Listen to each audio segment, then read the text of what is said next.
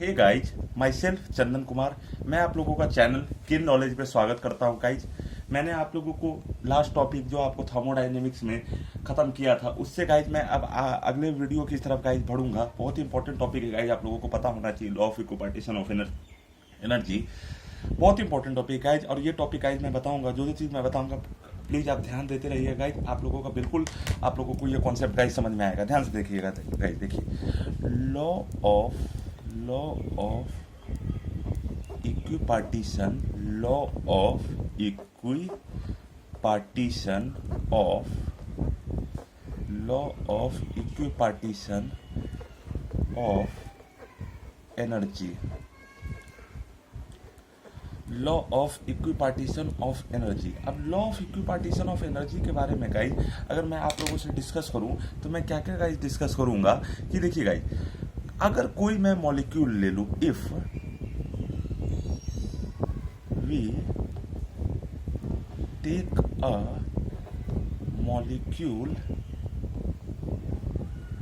Molecule क्या होता है गाइज? मॉलिक्यूल होता है गाइज, एक सेकंड गाइज, एक सेकंड। हाँ,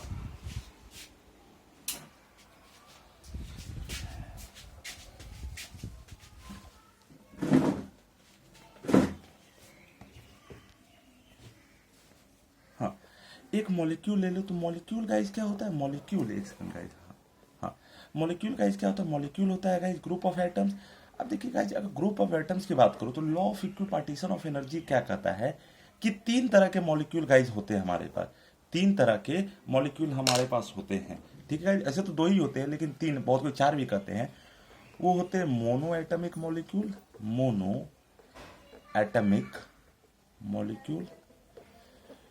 डाया एटमिक मॉलिक्यूल और polyatomic molecule. Monoatomic molecule, diatomic molecule और पॉली एटमिक मॉलिक्यूल। अब देखिए होता क्या है कि जो पॉली एटमिक मॉलिक्यूल क्या होता है, पॉली एटमिक मॉलिक्यूल में कि अगर उसमें क्या होते हैं, more than, poly atomic molecule में गाइस क्या होते हैं, मोर देन वन और टू मॉलिक्यूल्स होते हैं। ध्यान से सुनिए गाइज, मैंने क्या कहा गाइज, हम लोग अगर एक मॉलिक्यूल लेते हैं, मॉलिक्यूल गाइज क्या होता है? Group of atom. उसमें तीन तरह के मॉलिक्यूल होते हैं, monoatomic molecule, diatomic molecule और polyatomic molecule. Polyatomic molecule क्या होता है guys? Polyatomic molecule more than one और टू मॉलिक्यूल्स होता है गाइज, होता है। अब अगर मैं law of equipartition of energy की बात करूं तो अगर आपको इस लॉ को समझना है गाइज, तो एक बहुत ही इंपॉर्टेंट कॉन्सेप्ट है, आप लोगों को समझ में आना चाहिए। That is degree of freedom. क्या होता है गाइस? Degree of freedom. अब डिग्री ऑफ फ्रीडम को गाइस अगर अपन लोग डिस्कस करें तो डिग्री ऑफ फ्रीडम क्या होता है गाइस? डिग्री ऑफ फ्रीडम ये होता है कि अगर अपन लोग कोई भी मॉलिक्यूल ले ले, डिग्री ऑफ फ्रीडम क्या होता है गाइस कि अगर अपन लोग कोई भी मॉलिक्यूल ले ले, मॉलिक्यूल यानी ग्रुप ऑफ एटम, वो कितने अलग अलग डायरेक्शन ओरिएंटेशन में वो गाइस मूव कर सकता है, ट्रांसलेट कर सकता है, वाइब्रेट कर सकता है, रोटेट कर सकता है गाइस। फिर से मैं बोल दूंगा, डिग्री ऑफ फ्रीडम क्या है? डिग्री ऑफ फ्रीडम हमें यह बताता है कि अगर हम लोग मोनो एटमिक मॉलिक्यूल ले ले या फिर डाया एटमिक मॉलिक्यूल ले ले या फिर ट्राया एटमिक मॉलिक्यूल ले ले, तो वो कितने अलग अलग डायरेक्शन में वो ओरिएंटेट कर सकता है, मूव कर सकता है। वो होता है degree of freedom. Degree of freedom क्या होता है कि अगर हम लोग कोई मॉलिक्यूल ले ले, ग्रुप ऑफ एटम मॉलिक्यूल ले ले, वो कितने अलग अलग डायरेक्शन में मूव कर सकता है, ओरिएंट कर सकता है, ठीक है। या तो वो ट्रांसलेट फॉर्म में करे या फिर वाइब्रेट फॉर्म में करे या फिर रोटेट फॉर्म में करे। ये गाइज होता है डिग्री ऑफ फ्रीडम। अब इसी को गाइज मैं थोड़ा सा आपको एक और एनालिसिस लेता हूं कि कब, मान लीजिए गाइज, अगर अपन लोग ये आपको मोनो एटमिक मॉलिक्यूल ले लिए, मैं क्या ले रहा हूं? मैं ले रहा हूं guys mono atomic mono atomic guys, अगर अपन लोग मान लीजिए मॉलिक्यूल ले लिए। अब मोनो एटमिक मॉलिक्यूल ले लिए, अगर गाइज मैं इसे एक्स एक्सिस मानूं, इसको गाइज मैं वाई एक्सिस मानूं और इसको गाइज मैं जेड एक्सिस मानूं, मैं क्या कर रहा हूं गाइज, इसको अपन लोग एक्स एक्सिस मानते हैं, इसको अपन लोग वाई एक्सिस मानते हैं और इसको जेड एक्सिस।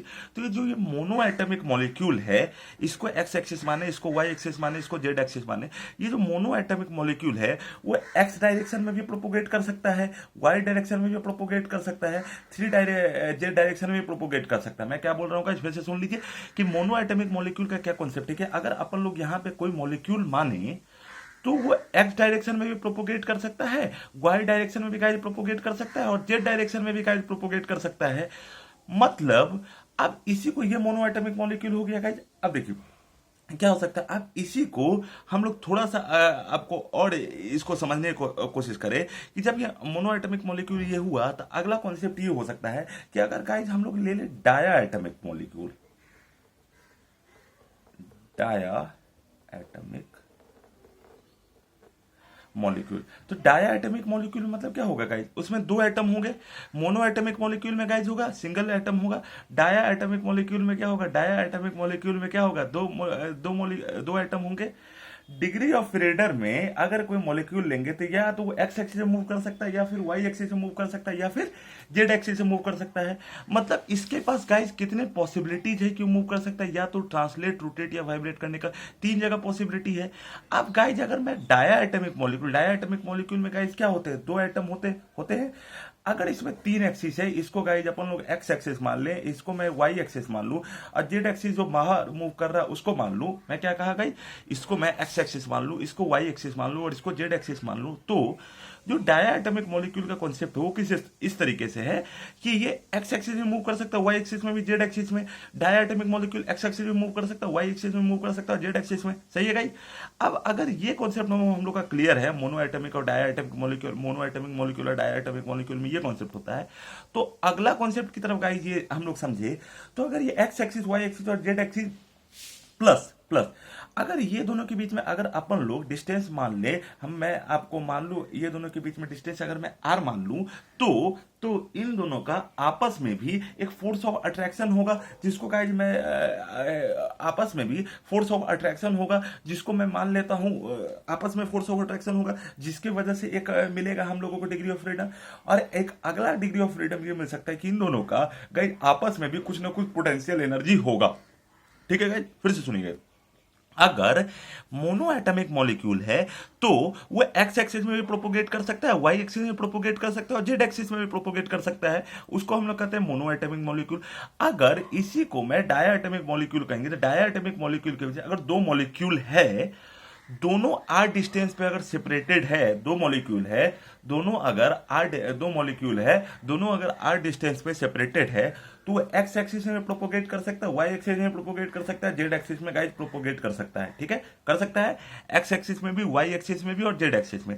जैसे ही गाइस मैं कह रहा हूं कि वो तीनों एक्सिस के अराउंड या तीनों डायरेक्शन में वो प्रोपोगेट कर सकता है गाइस, तो इसी कॉन्सेप्ट को क्या मैं ये नहीं कर सकता कि अगर वो डाया एटॉमिक मॉलिक्यूल है तो आपस में उसका कोई डिस्टेंस अगर अपन लोग आर मान ले, आपस में उसका कोई डिस्टेंस मान ले, मैं आर मान लू और उनके बीच में कुछ ना कुछ पोटेंशियल एनर्जी भी एग्जिस्ट कर रहा होगा, वो मान लो, तो उनके वजह से भी उन्हें डिग्री ऑफ फ्रीडम कुछ ना कुछ मिलेगा।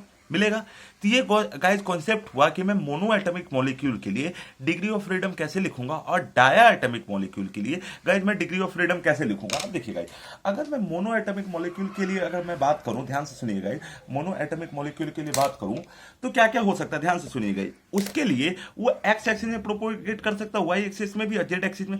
जैसे ही अगर कोई मॉलिक्यूल एक्स एक्सिस में प्रोपोगेट करना शुरू करेगा या फिर वाई एक्सिस में प्रोपोगेट करना शुरू करेगा या फिर जेड एक्सिस में प्रोपोगेट करना शुरू करेगा, उसके पास गाइस क्या होंगे, डिग्री ऑफ फ्रीडम आ जाएंगे।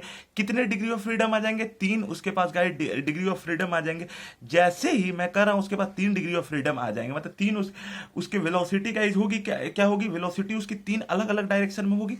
जैसे ही गाइस मैं कह रहा हूं उसके वेलोसिटी 3 अलग अलग डायरेक्शन में होगी तो उसके बाद काइनेटिक एनर्जी भी 3 अलग अलग डायरेक्शन में मिलेगा। और जैसे ही मैं कह रहा हूं कि उन्हें काइनेटिक एनर्जी 3 अलग अलग डायरेक्शन में मिलेगा तो उससे गाइस क्या होगा, उससे उसके बाद 3 अलग अलग डिग्री ऑफ फ्रीडम होंगे। तो अगर मैं मोनो एटॉमिक मॉलिक्यूल के लिए गाइस लिखना चाहूं तो क्या हो जाएगा, हाफ एम मान लेते हैं, वो मॉलिक्यूल का मास में मान लेता होगा हाफ, मॉलिक्यूल का मास में मान लेता हूं एम, तो इसका अगर काइनेटिक एनर्जी मुझे एक्स एक्सिस में लिखना होगा तो गाइस क्या हो जाएगा, half m v x square, half m v y square plus half m v z square होगा गाइस। डिग्री ऑफ फ्रीडम में मैं क्या कहा, half m v x square, half m v y square, half m v z square.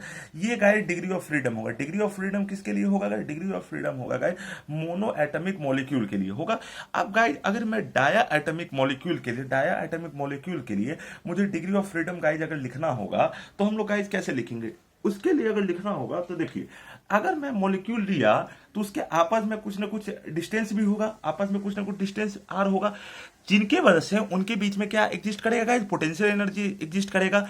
उनके बीच में आपस में कुछ ना कुछ क्या होगा, कुछ डिस्टेंस भी होगा आर, जिनके वजह से उनके बीच में क्या एग्जिस्ट करेगा, पोटेंशियल एनर्जी एग्जिस्ट करेगा। पोटेंशियल एनर्जी एग्जिस्ट करने के साथ ही वो जो डाया एटॉमिक मॉलिक्यूल हैं उनके बीच में क्या एग्जिस्ट करेगा, एक फोर्स ऑफ अट्रैक्शन भी एग्जिस्ट करेगा। तो अगर मुझे डिग्री ऑफ फ्रीडम अगर लिखना होगा गाइस डाया एटॉमिक मॉलिक्यूल के लिए तो क्या क्या लिखूंगा गाइस, उसके लिए गाइस डिग्री ऑफ फ्रीडम लिखना होगा तो मैं क्या लिखूंगा, half m v x square plus half m v y square plus half m v z square plus half m v z square होगा guys, plus half m v x square, half m v y square, half m v z square plus half mu v square plus half k r square. अब के तो guys constant हुआ, ठीक है, के क्या होगा गाइस कांस्टेंट, आर क्या होगा, आर होगा गाइस डिस्टेंस बिटवीन, आर होगा guys distance between two consecutive molecules. अब अगर म्यू, यहां पे म्यू क्या है गाइस, म्यू हुआ, म्यू मतलब क्या हुआ, म्यू मतलब होता है गाइस रिड्यूस्ड मास। रिड्यूस्ड मास क्या होता है गाइस, कि अगर मैं एक मॉलिक्यूल जिसका मास गाइस मैं मान लेता हूं m1, दूसरा मॉलिक्यूल जिसका मैं मान लेता हूं m2, ये डाया एटॉमिक मॉलिक्यूल है, इसमें एक का मास अपन लोग मान लेते हैं m1, एक का मास मान लेते हो m2, दोनों के बीच में गाइस डिस्टेंस अपन लोग कंसीडर कर लेते हैं r। जैसे r कंसीडर की तो इसका रिड्यूस्ड मास आता है गाइस, वो आता है m1 m2 divided by m1 plus m2, ये होता है गाइस जिनका रिड्यूस है। और वही m1 और m2 इक्वल होगा तो क्या हो जाएगा गाइस, m/2 हो जाएगा, m1 m2 इक्वल हो जाएगा क्योंकि m स्क्वायर बाई 2m तो m/2, ये हो जाएगा केस किसके केस में guys, mass m1 equal to mass m2 के केस में। तो ये गाइस कॉन्सेप्ट होता है लॉ, और ये गाइस कॉन्सेप्ट होता है इसके बारे में। अब गाइस अगला कॉन्सेप्ट ये कहता है कि बहुत इंपॉर्टेंट कॉन्सेप्ट है गाइस, आप लोगों को समझ में आना चाहिए कॉन्सेप्ट, कि अगर कोई मॉलिक्यूल अगर ठीक है ट्रांसलेट तो किया मोनो एटॉमिक मॉलिक्यूल, ये भी तो गाइस हो सकता है कि वो मोनो एटॉमिक मॉलिक्यूल अगर वो एक्स अगर वो एक्स एक्सिस में रखा हुआ हो तो वो हो सकता है रोटेट भी करे उस एक्सिस के अबाउट। हो सकता है गाइस, मैं फिर से बोल दूं कि अगर कोई मॉलिक्यूल अगर रखा हुआ है, मान लीजिए एक्स एक्सिस पे रखा हुआ है, तो ये बात तो हम लोग को मोनो एटॉमिक मॉलिक्यूल में गाइस समझ में आई कि वो एक्स एक्सिस में भी मूव कर सकता है, वाई एक्सिस में मूव कर सकता है, जेड एक्सिस में मूव कर सकता है। इस वजह से उसके पास 3 अलग अलग काइनेटिक एनर्जी होगी, ये बात तो समझ में आई। साथ ही साथ हम लोग को ये बात भी समझ में आई कि अगर कोई मॉलिक्यूल एक्स एक्सिस में भी रोटेट किया, वाई एक्सिस में भी किया, जेड एक्सिस में भी रोटेट किया और वो वो ट्रांसलेट किया, और अगर वो एक्स एक्सिस में मान लीजिए प्रेजेंट है तो वो किसके डायरेक्शन में गाइस रोटेट कर सकता है, या तो वाई एक्सिस में रोटेट कर सकता है या फिर जेड एक्सिस में रोटेट कर सकता है। तो अगर उसके ट्रांसलेशनल मूवमेंट से अगर उसके पास काइनेटिक एनर्जी आ गया तो क्या उसके रोटेशन मूवमेंट से क्या उसके पास रोटेशनल एनर्जी नहीं आ जाएगा गाइस। फिर से मैं बोल दूं, मैं क्या बोल रहा हूं कि अगर मैं कोई मोनो एटॉमिक मॉलिक्यूल ले लो जो कि एक्स एक्सिस पे प्रेजेंट है, ठीक है, अब वो एक्स एक्सिस पे प्रेजेंट है तो वो क्या होगा गाइस, तीनों डायरेक्शन में मूव करना शुरू कर सकता है। या तो एक्स एक्सिस में मूव करेगा, वाई एक्सिस में मूव करेगा, या फिर जेड एक्सिस में मूव करेगा। क्या कहेंगे, या तो एक्स एक्सिस में मूव करेगा, या फिर वाई एक्सिस में मूव करेगा, या फिर जेड एक्सिस में मूव करेगा। तीनों अलग अलग डायरेक्शन में गाइस वो मूव कर सकता है, सही है। जैसे अगर वो तीनों अलग अलग डायरेक्शन में गाइस मूव करना शुरू करेगा, मैं फिर से बोलूं, जब वो तीनों अलग अलग डायरेक्शन में गाइस मूव करना शुरू करेगा तो साथ ही साथ ये भी हो सकता है कि अगर वो एक्स एक्सिस में मॉलिक्यूल प्रेजेंट हो तो या तो वो वाई एक्सिस में मूव करना शुरू हो जाए या फिर वो जेड एक्सिस में मूव करना शुरू हो जाए। अगर वो एक्स एक्सिस में प्रेजेंट हो तो या तो वो वाई एक्सिस में मूव करना शुरू कर दे या फिर जेड एक्सिस में मूव करना शुरू कर दे। अब अगर जिस प्रकार से अगर उसके ट्रांसलेशनल मूवमेंट से अगर उस मॉलिक्यूल के पास अगर काइनेटिक एनर्जी आ सकता है, तो क्या उसके रोटेशनल मूवमेंट से क्या उसके पास रोटेशनल एनर्जी नहीं आ सकता है? बिल्कुल आ सकता है। तो अगर मैं मोनो एटमिक मॉलिक्यूल की, ध्यान से सुनिएगा, अगर मैं मोनो एटमिक मॉलिक्यूल की अगर मैं ट्रांस रोटेशनल मूवमेंट को भी कंसीडर करूं, तो क्या होगा गाइस? तो कुछ ऐसे होगा कि अगर मान लीजिए इस ये होगा गाइस एक्स एक्सिस पे मूव किया, ये गाइज हो गया वाई एक्सिस पे मूव किया, एक्स एक्सिस पे मूव किया, वाई एक्सिस पे मूव किया, ये गाइज होगा जेड एक्सिस पे मूव किया। ठीक है, एक्स एक्सिस यहाँ मॉलिक्यूल मान लेते हैं एक्स एक्सिस पे मूव किया, वाई एक्सिस पे मूव किया, जेड एक्सिस पे मूव किया। तो क्या कहते हैं, एक्स एक्सिस, वाई एक्सिस और जेड एक्सिस पे मूव किया। तो इसके लिए अगर गाइज मुझे डिग्री ऑफ फ्रीडम लिखना होगा, अगर मैं इसका मोमेंट ऑफ इनर्शिया आई मान लू about x axis I x, अगर moment of inertia I y मान लू अगर about x y axis, moment of inertia I z मान लू about Z axis. I x क्या है गाइज? आई एक्स है मोमेंट ऑफ इनर्शिया अबाउट, आपको मैं जब मैकेनिक्स बताऊंगा रोटेशनल मैकेनिक्स उसमें पूरा डिस्कशन करूंगा, moment of inertia about x axis. I y क्या है गाइस? आई वाई है moment of inertia about Y axis. I z क्या है? आई जेड है guys moment of inertia about Z axis, moment of inertia about Z axis. ठीक है, अब अगर ये मूव करना शुरू किया तब इसका गाइज ये, अगर मैं किसे कंसीडर कर रहा हूं गाइज?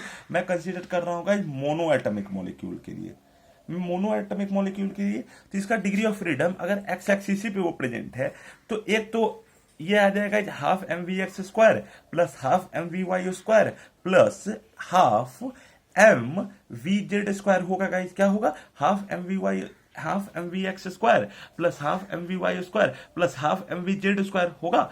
साथ ही साथ अगर इसका रोटेशनल एनर्जी होगा तो क्या गाइज होगा? हाफ, अगर axis represent half I y omega y square plus half I z omega z square होगा। तो गाइज ये वाला जो तीन एक्सप्रेशन है, half m v x square, half m v y square, half m v z square, ये वाला जो ये एक्सप्रेशन है और ये एक्सप्रेशन है, ये एक्सप्रेशन गाइज क्या है? ये एक्सप्रेशन है moment of degree of freedom half m v x square plus half m v y square plus half m v z square. ये एक्सप्रेशन गाइज किसके लिए? ये एक्सप्रेशन है due to translational, due to translational movement of, due to translational movement of molecule, due to translational movement of molecule. और अगर मैं पूछूं ये half I y omega y square half I z omega z square, ये guys किसी लिए? ये है due to rotational movement of molecule, due to rotational movement of, due to rotational movement of molecule.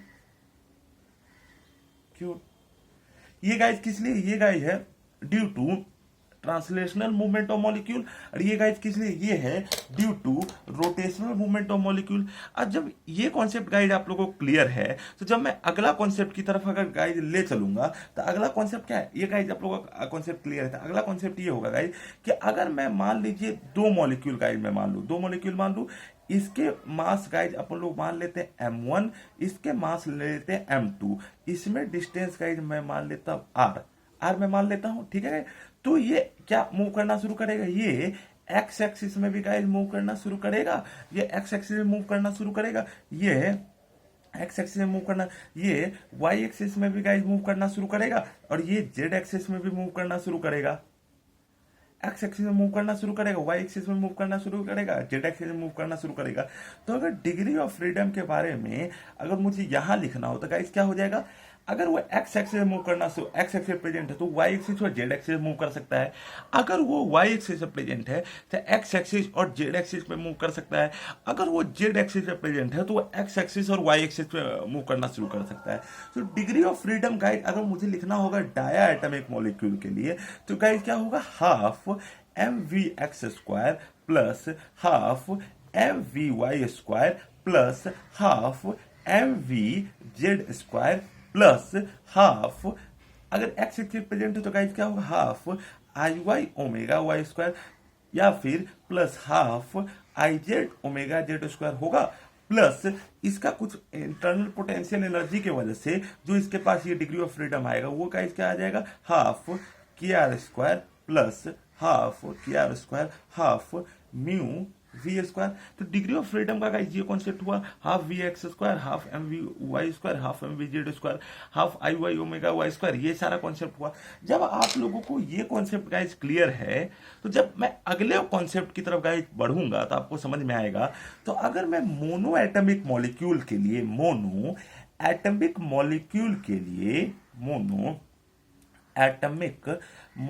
के लिए और एक गाइज होगा मोनो एटमिक मॉलिक्यूल, एक गाइज होगा डाया एटमिक मॉलिक्यूल के लिए, मोनो एटमिक मॉलिक्यूल के लिए डाया एटमिक मॉलिक्यूल के लिए अगर गाइज मुझे डिग्री ऑफ फ्रीडम लिखना होगा गाइज मोनो एटमिक मॉलिक्यूल के लिए और डाया एटमिक मॉलिक्यूल के लिए गाइज अगर डिग्री ऑफ फ्रीडम लिखना होगा तो दो तरीके से गाइज इसमें डिग्री ऑफ फ्रीडम होगा। एक तो डिग्री ऑफ फ्रीडम तब होगा जब उसका सिर्फ ट्रांसलेशनल मूवमेंट को कंसीडर किया जाएगा, जब उसका ट्रांसलेशनल मूवमेंट को कंसीडर किया जाएगा। डिग्री ऑफ फ्रीडम कब होगा, जब उसका ट्रांसलेशनल मूवमेंट को कंसीडर किया जाएगा। और एक गाइड डिग्री ऑफ मूवमेंट तब होगा, डिग्री ऑफ फ्रीडम तब होगा जब उनका ट्रांसलेशनल प्लस रोटेशनल दोनों मूवमेंट को गाइस कंसीडर किया जाएगा। डिग्री ऑफ फ्रीडम कब होगा, जब उसके सिर्फ ट्रांसलेशनल मूवमेंट को कंसीडर किया जाएगा। एक guide degree of freedom translational plus rotational दोनों को कंसीडर किया जाएगा। अब डिग्री ऑफ फ्रीडम ये क्या होगा, डिग्री ऑफ फ्रीडम, ठीक है, डिग्री ऑफ फ्रीडम अगर मोनो एटमिक मॉलिक्यूल का अगर लिखना होगा तो degree of freedom mono atomic molecule का अगर गाइज लिखना होगा तो इसमें गाइज क्या होगा 3 और ये ट्रांसलेशनल का क्या हो जाएगा 5, अगर ट्रांसलेशनल रोटेशनल इसका गाइज होगा 5 और इसका गाइज क्या होगा 7। तो ये गाइज फॉर्मूला होता है, आप लोगों को बिल्कुल पता होना चाहिए।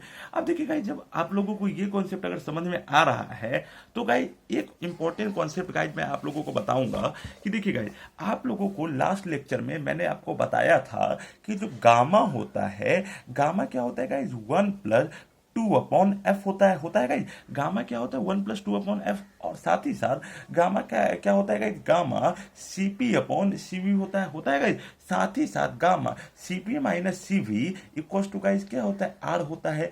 ये गाइज होता है मेयर्स रिलेशन, ये और ये तीनों रिलेशन आपको पता होना चाहिए। गामा इक्वल टू 1+2/f, जहां पे F क्या होता है गाइज, F होता है guys degree of freedom. F क्या होता है गाइज, डिग्री ऑफ फ्रीडम। तो गामा इक्वल टू 1+2/f ये हो गया गामा CP/CV और CP माइनस CV/R। तो इसी कॉन्सेप्ट को गाइज अगर मुझे समझाना और अच्छे तरीके से मैं गाइज कैसे समझा सकता हूं, मैं कुछ इस तरीके से गाइज समझा सकता हूं कि gamma equal 1+2/f, gamma equal to CP/CV और CP minus CV equal to R की देखिए F अगर गाइज हो गया डिग्री ऑफ फ्रीडम होगा। अब देखिए जब F अगर डिग्री ऑफ फ्रीडम होगा तो डिग्री ऑफ फ्रीडम अगर गामा का एक्सप्रेशन अगर मुझे लिखना हो, गामा का एक्सप्रेशन गाइज मुझे किसके लिए लिखना हो, मान लीजिए गामा का एक्सप्रेशन मुझे लिखना हो मोनो एटमिक मॉलिक्यूल के लिए, तो मोनो एटमिक मॉलिक्यूल के और एक गामा का एक्सप्रेशन किस लिखना हो, गामा का एक्सप्रेशन गाइज लिखना किसके लिए हो, डाया एटमिक मॉलिक्यूल के लिए। गामा का एक्सप्रेशन मोनो एटमिक मॉलिक्यूल के लिए, गामा का एक्सप्रेशन डाया एटमिक मॉलिक्यूल के लिए। अब डाया एटमिक मॉलिक्यूल के लिए अगर आपको लिखना होगा तो इसके बारे में हम लोग ये कहेंगे कि गामा का एक्सप्रेशन क्या हो जाएगा 1+2/3 5/3 और 1+2/5 इक्वल टू 7/5। ये कब होगा, gamma equal to 1+2/3 5/3, gamma equal to 1+2/5 equal to 7/5। यह गामा का एक्सप्रेशन का तब होगा, ये गामा का एक्सप्रेशन होगा जब हम लोग सिर्फ इसका ट्रांसलेशनल मूवमेंट को कंसीडर करेंगे, जब उसका मैं गाइस सिर्फ मैं ट्रांसलेशनल मूवमेंट को कंसीडर करूंगा, ठीक है। अब अगर गामा का एक्सप्रेशन मुझे रोटेशनल ट्रांसलेशनल प्लस रोटेशनल दोनों को कंसीडर करना हो गामा का एक्सप्रेशन अगर मुझे ट्रांसलेशनल प्लस रोटेशनल दोनों के लिए गाइस कंसीडर करना हो तो गाइस इसके लिए क्या होगा, इसके लिए 1+2/5 दैट इज 7/5। अब 1+2/7 7 दैट इज 9/7, ये गाइज होता है। तो gamma mono atomic only gamma translational movement को सिर्फ कंसीडर करना हो, और यहाँ पे गामा क्या होगा, ट्रांसलेशनल प्लस रोटेशनल दोनों कंसीडर करना हो। तो गामा अगर मोनो एटमिक के लिए होगा, गामा डायटमिक के लिए मॉलिक्यूल के लिए होगा। अब अगर गामा का एक्सप्रेशन, अगर ये चीज अगर आप लोग का क्लियर है, गामा का एक्सप्रेशन, ये चीज अगर आपको क्लियर है, तो आप लोगों को ये चीज समझ में आना चाहिए 1+2/3 = 5/3, 1+2/5 7/5, ये एक्सप्रेशन गाइज क्लियर है। तो अगला कॉन्सेप्ट जिसकी तरफ मैं ले चल रहा हूं, बहुत इंपॉर्टेंट कॉन्सेप्ट है गाइज, आप लोगों को ये समझ में आना चाहिए। देखिए, अगर मुझे सीपी का एक्सप्रेशन लिखना हो, सीपी का एक्सप्रेशन अगर लिखना हो, सीपी नहीं सॉरी, आपको सीवी का एक्सप्रेशन आपको लिखना होगा। तो सीवी क्या होता है गाइस, R/Γ-1, और सीपी क्या होता है गाइस, सीपी होता है गामा R/Γ-1 होता है। सुनिए गाइस फिर से, जो सीवी जो होता है वो होता है R/Γ-1, सीपी होता है गामा R/Γ-1। सीवी क्या होता है, molar heat capacity at constant volume. CP क्या होता है guys, molar heat capacity at constant pressure. तो सीवी क्या होगा, R/Γ-1, सीपी क्या होगा, गामा R/Γ-1 होगा। तो अगर आपको जब ये कॉन्सेप्ट गाइस आप लोगों को क्लियर है, तो जब अगले कॉन्सेप्ट की तरफ अगर गाइस मैं ले चलूंगा, तो अगर इसके लिए मुझे अगर सीवी का गाइज एक्सप्रेशन लिखना हो, तो सीवी का एक्सप्रेशन गाइज किसके लिए होगा, मान लीजिए इस कंडीशन के में मैं लिख रहा हूं, तो लाइन देके मैं ऐसे ही अगर आपके लिए लिख दूं कि अगर गामा मोनो एटमिक और क्या कहते हैं, गामा मोनो एटमिक, और उसके बाद क्या कहेंगे यहाँ पे gamma diatomic, gamma monoatomic, और क्या कहेंगे, गामा डाया एटमिक कर सकते हैं, गामा मोनो एटमिक, और क्या होगा, गामा डाया एटमिक। ठीक है, तो CV R/Γ-1, CP gamma R/Γ-1 होगा। तो सीवी जब R/Γ-1 इसके लिए लिखेंगे, तो R/5/3-1, तो या 5/3-1, तो R/2/3, तो इसके लिए गाइस एक्सप्रेशन क्या आ जाएगा, 3R/2 आएगा, 3R/2 गाइज आएगा। तो जब अगर 3R/2 आएगा, इसके लिए गाइज सीवी का एक्सप्रेशन R/Γ-1। अब इसके लिए गाइज लिखना चाहेंगे किसकी, जब ट्रांसलेशन कंसीडर करेंगे, तो R/5/3 की जगह R/7/5-1, तो 7/5-1 that is 2/5, that is 5R/2 होगा, 5R/2 होगा। ठीक है, 3R/2 5R/2। अगर इसके लिए सीवी का होगा, इसके लिए गाइज अगर मुझे लिखना होगा सीवी का एक्सप्रेशन, तो कैसे लिखूंगा guys, R/7/5-1, that is R/7/5, that is 2/5 5R/2, that is CV equal to guys क्या, R/ये 9/7-1, दैट इज 2/7, तो इसमें गाइज क्या होगा, 7R/2। ठीक है गाइज, ये सीवी हुआ।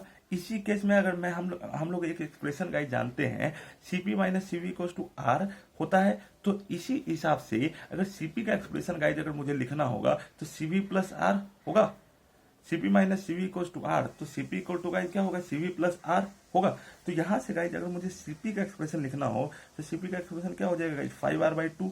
यहाँ पे गाइज सीपी का एक्सप्रेशन लिखना होगा, तो 7R/2 होगा। अब यही से गाइज अगर मुझे सीपी का एक्सप्रेशन लिखना होगा, तो गाइज हो जाएगा 7R/2, और यहीं से अगर मुझे सीपी का एक्सप्रेशन लिखना होगा, तो गाइज क्या होगा, 9R/2। सीपी का एक्सप्रेशन क्या होगा, 9R/2। ठीक है, तो ये गाइज आप लोगों को समझ में आया, ये गाइज आप लोगों को समझ में आया, ये गाइज आप लोगों को समझ में आया, ये गाइज आप लोगों को समझ में आया। ठीक है, तो इसके बाद जब गामा मोनो एटमिक या फिर गामा डाया एटमिक के लिए अगर बात करना होगा, ठीक है, gamma monoatomic, gamma diatomic के लिए बात करना होगा, तो जब ये गाइज कॉन्सेप्ट आप लोगों का क्लियर है, तो जब गाइज मैं अगले कॉन्सेप्ट की तरफ ले चलूंगा, तो बहुत ही अगले जब ये कॉन्सेप्ट गाइज आप लोगों का क्लियर है, तो जब मैं अगले कॉन्सेप्ट की तरफ अगर गाइज मैं ले चलूंगा, तो क्या कॉन्सेप्ट हो सकता है गाइज, फिर से आपको समझ में आना चाहिए कि जैसे हुआ सीपी हुआ, सीवी और ये सीपी हुआ, ये गाइज कॉन्सेप्ट हुआ। अब अगर जब मैं अगले कॉन्सेप्ट की तरफ गाइज ले चलूंगा, तो देखिए गाइज, अगर मुझे डिग्री ऑफ फ्रीडम और एनर्जी के बीच में, डिग्री ऑफ फ्रीडम और एनर्जी के बीच में अगर तुम्हें रिलेशन पता करना हो, रिलेशन अगर पता करना हो गाइज, रिलेशन किसके बीच में पता करना हो, रिलेशन पता करना हो between potential energy and degree of freedom, relation between potential energy and relation between potential energy and degree of freedom, relation between potential energy and degree of freedom, तो guys क्या हो जाएगा, वो हो जाएगा relation between potential energy and degree of freedom, वो guys क्या होगा, यू इक्वल्स टू गाइज क्या हो जाएगा, F/2 nRT equals to F/2 nRT होगा। अब ये U equals to F/2 nRT, जिसमें F क्या है गाइज, F है degree of freedom of the molecule, degree of the freedom of the molecule, जिसमें n क्या है, n क्या है, नंबर ऑफ मोल, n क्या है, नंबर ऑफ मोल, ठीक है। वो क्या होता है, f क्या होता है, degree of freedom of molecule, U equals to F/2 nRT, ठीक है। और r क्या होता है गाइस, r क्या होता है, universal gas constant, universal gas constant, ठीक है गाइस। T क्या होता है गाइस, टेम्परेचर,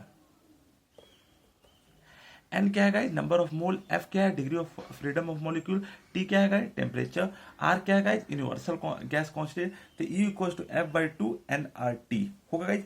t क्या है, absolute temperature, that is temperature in absolute temperature, that is absolute temperature, that temperature in kelvin. तो ये गाइस कॉन्सेप्ट होता है, बहुत ही इंपॉर्टेंट कॉन्सेप्ट गाइज आप लोगों को मैंने बताया, E equal to F/2 nRT, ये कॉन्सेप्ट मैंने बताया। जब आप लोग का गाइज ये कॉन्सेप्ट गाइज आप लोगों का क्लियर है, तो मैं अगर थोड़ा सा अगले कॉन्सेप्ट की तरफ गाइज मैं बढ़ूंगा, ये कॉन्सेप्ट अगर आप लोग का क्लियर है तो अगले कॉन्सेप्ट की तरफ गाइज मैं बढ़ूंगा कि देखिए E equals to F/2 nRT, अगले कॉन्सेप्ट की तरफ गाइज मैं बढ़ूंगा तो कुछ इस तरीके से गाइज कॉन्सेप्ट आता है कि अगर, ध्यान से सुनिए गाइज, अगले कॉन्सेप्ट की तरफ गाइज मैं बढ़ूंगा तो कुछ इस तरीके से गाइज कॉन्सेप्ट आता है कि U equals to guys F/2 nRT होता है, U equals to F/2 nRT, n हुआ नंबर ऑफ मोल हुआ, R हुआ universal gas constant, F degree of freedom और T टेम्परेचर। जब ये गाइज आप लोगों का कॉन्सेप्ट अगर क्लियर है तो जब देखिए, अगर मैं आप लोगों को यह बताऊं कि law of equipartition of energy guys कहता क्या है, law of equipartition of energy का स्टेटमेंट गाइज मैं आप लोगों के लिए लिख देता हूं और फिर उसके बाद मैं आपको बताता हूं। देखिए guys, according to law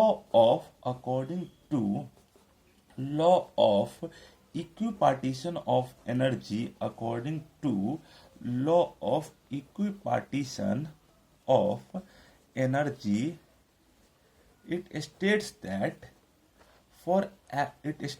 average energy of any molecule, it states that average energy of any molecule, it states that average energy of any molecule, it states that average energy of any molecule is 1/2 kT। According to law of equipartition of energy guys क्या कहता है guys कि average energy of any molecule propagating या moving in any three direction, any molecule moving in any three direction is 1/2 kT। Average energy of any molecule is 1/2 kT moving in any three direction. जहां पे guys अगर आप लोगों से k का value अगर आप लोगों से पूछे तो k का वैल्यू गाइज क्या होगा, 1.381 इंटू 10⁻⁻23 जूल पर केल्विन। तो ये तो गाइज हुआ एवरेज एनर्जी ऑफ मॉलिक्यूल का। अगर इसी का अगर k equals to 1.381 into 10⁻⁻23 joule per kelvin, इसी का थोड़ा सा मैं और इसका थोड़ा सा विस्तार करूं तो आपके पास क्या विस्तार मिलेगा, आपके पास यह मिलेगा कि अगर मैं मोनो एटॉमिक मॉलिक्यूल का अगर एनर्जी मैं लिखूं, मोनो एटॉमिक मॉलिक्यूल का अगर मैं एनर्जी लिखूं, मैं किसका एनर्जी लिखूं गाइस, एनर्जी अगर गाइस मैं लिखूं मोनो एटॉमिक मॉलिक्यूल का, तो गाइस क्या हो जाएगा, अगर मैं सिर्फ ट्रांसलेशन कंडीशन कंसीडर करूं तो 3/2 kT और एनर्जी गाइज होगा मोनो एटॉमिक मॉलिक्यूल का। और वही अगर गाइज मुझे लिखना होगा डाया एटॉमिक मॉलिक्यूल का, तो ये गाइज हम लोग का डाया एटॉमिक मॉलिक्यूल का, तो ये गाइज क्या हो जाएगा 5/2 kT। Energy mono atomic molecule का 3/2 kT। एनर्जी अगर गाइज मुझे लिखना होगा डाया एटॉमिक मॉलिक्यूल का, तो गाइज क्या हो जाएगा, एनर्जी मोनो एटॉमिक मॉलिक्यूल का 3/2 kT, energy diatomic molecule का क्या हो जाएगा 5/2 kT। ये गाइज आप लोग का क्लियर है। अब देखिए, अगर मुझे 3/2 kT, 3 क्यों है, क्योंकि इसका डिग्री ऑफ फ्रीडम 3 होता है, इसका डिग्री ऑफ फ्रीडम गाइज क्या होता है गाइज 5 होता है। अब अगर एनर्जी मोनो एटॉमिक मॉलिक्यूल का 3/2 kT, energy diatomic molecule का 5, ये कब है, ये तब है जब इसका रोटेशनल मूवमेंट को कंसीडर नहीं किए। If rotational movement is, if rotational movement is, rotational movement is not considered, if rotational movement is not considered, ठीक है, if rotational movement is not considered, ठीक है। अब वही एनर्जी मोनो एटॉमिक की जगह, एनर्जी अगर तुम्हें ये पूछेंगे मोनो एटॉमिक मॉलिक्यूल की जगह, अगर तुमसे ये पूछेंगे कि अगर तुमको 3/2 kT, अगर इसी का गाइज करेंगे तो क्या होगा गाइज 5/2 kT होगा, 3/2 5/2 kT हो जाएगा गाइज, होगा। और वही एनर्जी ऑफ मोनो एटॉमिक अगर सिर्फ रोटेशन को कंसीडर करेंगे तो 5/2 kT एनर्जी। अगर इसी का अगर मुझे गाइज लिखना होगा डाया एटॉमिक मॉलिक्यूल का, अगर मैं रोटेशन को कंसीडर करूंगा, डाया एटॉमिक मॉलिक्यूल का अगर रोटेशन को गाइज कंसीडर करूंगा तो क्या गाइज हो जाएगा 7/2 kT, जिसमें K होगा बोल्ट्जमैन कांस्टेंट और T होगा एब्सोल्यूट टेम्परेचर। K क्या होगा बोल्ट्जमैन कांस्टेंट और T होगा एब्सोल्यूट टेम्परेचर। जब आप लोगों का ये कॉन्सेप्ट अगर आप लोगों का क्लियर है तो एनर्जी मोनो एटॉमिक मॉलिक्यूल का 3/2 kT, इसका 5/2 kT, डाया का 5/2 kT और इसका 7/2 kT, ये गाइस कॉन्सेप्ट क्लियर है। अगला कॉन्सेप्ट की तरफ अगर मैं बढ़ूं, मोनो का 3/2, इसका 3/2, इसका होगा 5/2, एनर्जी का 5/2, इसका होगा 7/2।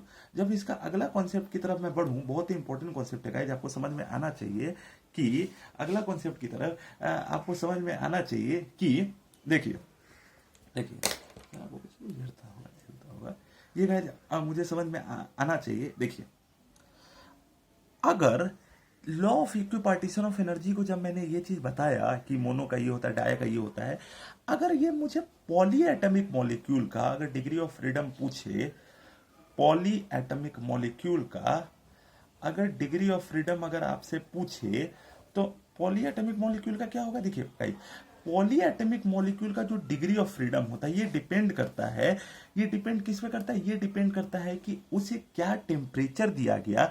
मतलब पॉली एटॉमिक मॉलिक्यूल का जो गाइस डिग्री ऑफ फ्रीडम होता है, पॉली एटॉमिक मॉलिक्यूल का जो डिग्री ऑफ फ्रीडम होता है वो गाइस होता है फंक्शन ऑफ, वो गाइस होता है किसका होता है, डिग्री ऑफ मॉलिक्यूल क्या होता है, पॉली एटॉमिक मॉलिक्यूल का होता है टेम्परेचर का फंक्शन होता है। इसी के अकॉर्डिंग इसका ये डिसाइड होता है कि इसका ट्रांसलेशनल मूवमेंट कैसा होगा, इसका ट्रांसलेशनल मूवमेंट कैसा होगा, और ट्रांसलेशनल मूवमेंट के साथ इसका रोटेशनल मूवमेंट कैसा होगा। ठीक है गाइस, ट्रांसलेशनल मूवमेंट कैसा होगा, रोटेशनल मूवमेंट कैसा होगा। तो अगर जो पॉली एटॉमिक मॉलिक्यूल का जो डिग्री ऑफ फ्रीडम होता है, पॉली एटॉमिक मॉलिक्यूल क्या हुआ, पॉली एटॉमिक मॉलिक्यूल मतलब गाइस हुआ मोर देन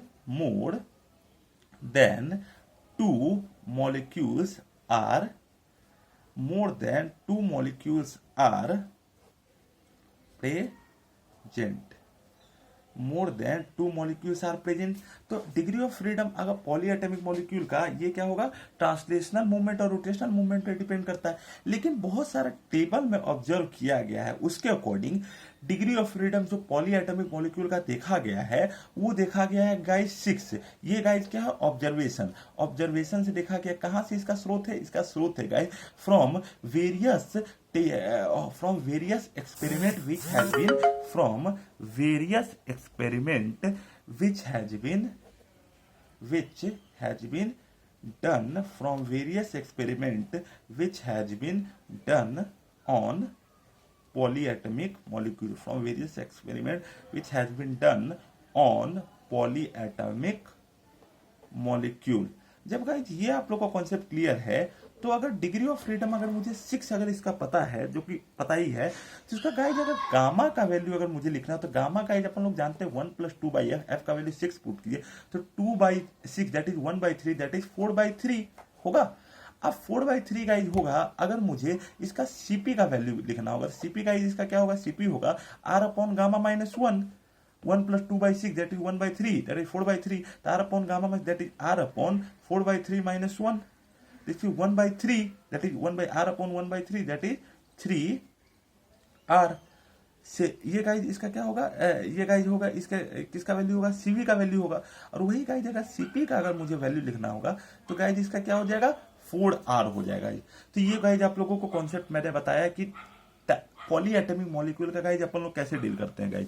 अब ये है, तो मैं आपको थर्मोडाइनेमिक्स का जो अगला जो लास्ट सबसे इंपॉर्टेंट कॉन्सेप्ट है उसकी तरफ गाइज मैं आप लोगों को ले चल रहा हूं। मैं कहां ले चल रहा हूं गाइज, मैं आपको ले चल रहा हूं थर्ड लॉ ऑफ थर्मोडाइनेमिक्स। देखिए guys, third law of thermodynamics को मैं बताऊं तो मैं ऐसे ही आपको एक्सप्लेन करता हूं कि हम लोग ये जानते हैं कि किसी मैटर में कितना ज्यादा डिसऑर्डर होगा, किसी मैटर में कितना ज्यादा डिसऑर्डर होगा, यह किस बात पे डिपेंड करता है कि उसका एंट्रोपी, यह क्या बताता है कि उसका एंट्रोपी कितना ज्यादा होगा, कितना ये होगा।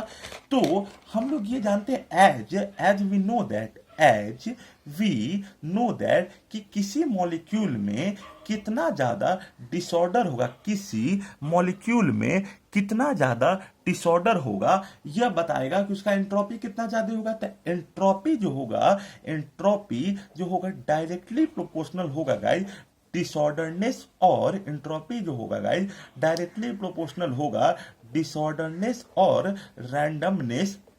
एंट्रोपी डायरेक्टली प्रोपोर्शनल होगा गाइस, डायरेक्टली किसके प्रोपोर्शनल होगा, डिसऑर्डरनेस और रैंडमनेस प्रेजेंट इन डिसऑर्डरनेस और randomness present in the given matter. मैंने क्या कहा गाइस, मैंने ये कहा कि according to third law of thermodynamics जो एंट्रोपी जो होगा वो डायरेक्टली प्रोपोर्शनल किसके होगा गाइस, डिसऑर्डरनेस या रैंडमनेस के प्रेजेंट इन द बॉडी। अब देखिए गाइस, ये भी आप लोग जानते होंगे जो केल्विन जो होता है इसको गाइस कभी भी अपन लोग नेगेटिव में रिप्रेजेंट नहीं करते हैं।